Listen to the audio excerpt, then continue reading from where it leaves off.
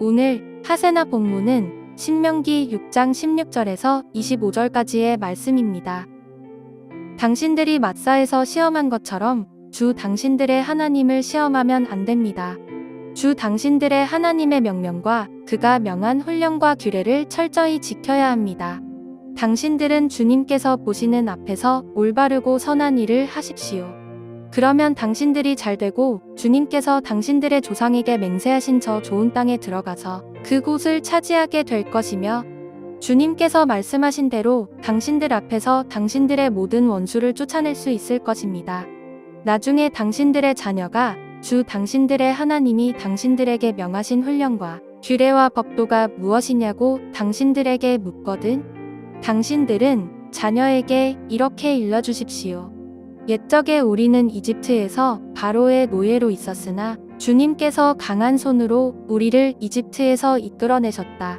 그때 주님께서는 우리가 보는 데서 놀라운 기적과 기이한 일로 이집트의 바로와 그의 온 집안을 치셨다.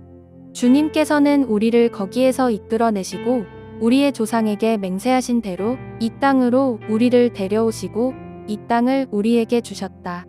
주님께서 우리에게 이 모든 규례를 명하여 지키게 하시고 주 우리의 하나님을 경외하게 하셨다.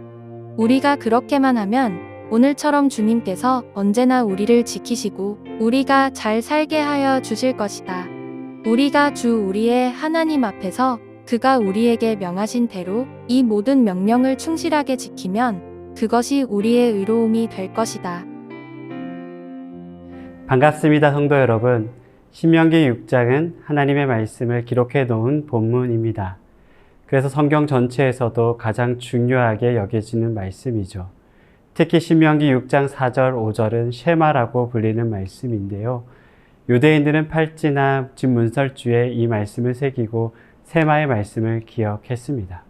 그만큼 신명기 6장은 중요한데요. 오늘 본문은 왜 우리가 하나님의 말씀을 지키고 행해야 하는지를 설명해 놓고 있습니다. 쉽게 말하면 세마의 말씀을 기억하고 행해야 하는 이유와 근거를 설명해 놓고 있는 말씀이죠. 신명기 6장 25절은 이렇게 말씀하고 있습니다. 우리가 그 명령하신 대로 이 모든 명령을 우리 하나님 여호와 앞에서 삼가 지키면 그것이 곧 우리의 의로움이니라 할지니라. 하나님의 모든 명령을 지키면 그것이 우리의 의로움이 된다고 말씀하십니다. 우리의 의로움이 된다라는 것은 하나님의 뜻이 우리 안에 성취됐다라는 것을 의미하죠. 하나님께서는 여러 가지 방법으로 하나님의 뜻을 완성해 갈 수 있습니다. 하나님 스스로 자신의 뜻을 완성할 수 있는 분이죠. 누구의 도움도 필요한 것이 아닙니다. 하지만 하나님께서는 홀로 그 뜻을 완성해 가시는 것이 아니라 하나님의 백성과 함께 자신의 뜻을 완성해 가시기를 원하십니다. 우리 누군가 사랑하면 모든 것을 함께 나누고 싶습니다. 사랑한다라는 것은 좋은 것을 함께 나누고 힘든 짐을 나누어 드는 것을 말합니다. 하나님께서는 우리를 사랑하시기에 하나님의 뜻을 함께 만들어 가시기를 원하십니다. 그래서 하나님께서는 이스라엘 백성들을 부르시고 그들과 사랑의 언약을 맺습니다. 언약뿐만 아니라 그들이 살 수 있는 땅과 자손까지 주십니다. 하나님께서는 이스라엘 백성들을 사랑하시기에 모든 것을 아낌없이 주십니다. 이것이 바로 하나님이 우리를 사랑하는 방식이죠. 그런데 문제는 이스라엘 백성들이 가나안 땅에 들어가는 것이 하나님의 뜻이라고 궁극적인 목적이라고 생각했습니다. 땅을 정복하고 이방 족속 내쫓는 것이야말로 하나님을 높이는 그런 행위라고 생각했습니다. 물론 그것도 하나님의 하나의 목적이었습니다. 하지만 궁극적인 목적은 그것이 아니었습니다. 하나님의 궁극적인 목적은 가나안 땅도 수많은 자손을 이루는 것도 아니었습니다. 하나님의 궁극적인 목적은 이스라엘 백성들을 통해서 자신의 뜻을 완성해 가는 것이었습니다. 그래서 하나님의 말씀을 듣고 행할 수 있는 한 사람, 한 민족이 중요했던 것입니다. 하나님의 말씀을 통해서 그들과 하나님의 뜻을 함께 완성해 가기를 원하셨던 것이죠. 그래서 하나님께서는 계속해서 말씀을 지켜야 되고 행해야 한다고 말씀하고 있는 것입니다. 그런데 문제는요, 우리가 하나님을 시험할 때가 있다라는 겁니다. 오늘 본문 16절에 이렇게 말씀하고 있습니다. 너희가 마사에서 시험한 것 같이 너희의 하나님 여호와를 시험하지 말고. 출애굽 여정에서 이스라엘 백성들을 하나님을 시험합니다. 이집트에서 탈출해서 신광야로 오자 그들은 마실 물이 없었습니다. 그러자 많은 사람들은 모세에게 몰려와서 다투어 따지기 시작합니다. 그러자 하나님께서는 이스라엘 백성들에게 출애굽기 17장 7절에 이렇게 말씀합니다. 그가 그곳에서 이름을 마사 또는 무리바라 불렀으니 이는 이스라엘 자손이 다투었으며 또는 그들이 여호와를 시험하여 이르기를 여호와께서 우리에게 계신가 안 계신가 하였더라. 이스라엘 백성들은 이곳에 하나님이 계신지 그렇지 않았는지를 시험하고 있었던 것입니다. 우리는 현실의 직면에서 과도한 두려움과 염려에 사로잡힐 때가 있습니다.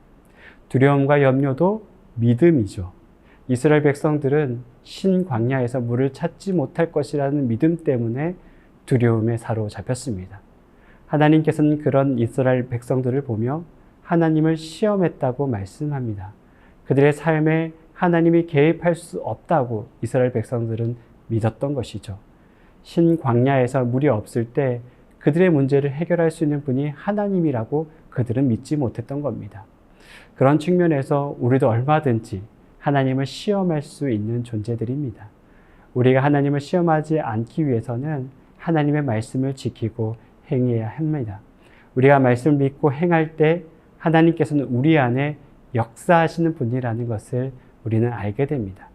말씀이 우리 안에 역사하지 않으면 우리는 하나님이 어떠한 분이신지 알 수 없고 하나님이 어떠한 분이신지 알 수 없기에 우리는 스스로 문제를 해결해 가려고 합니다.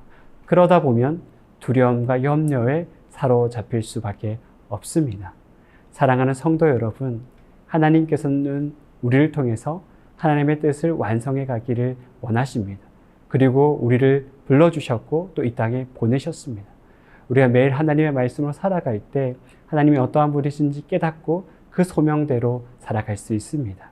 오늘 하루도 그 하나님의 말씀으로 살아가는 성도들이 되시기를 진심으로 축복합니다. 오늘의 하시조는 이웃에게 먼저 밝게 인사하기입니다. 밝은 미소와 인사를 통해 함께 기분 좋은 하루가 되길 바라며 오늘의 하시조 함께 하시죠.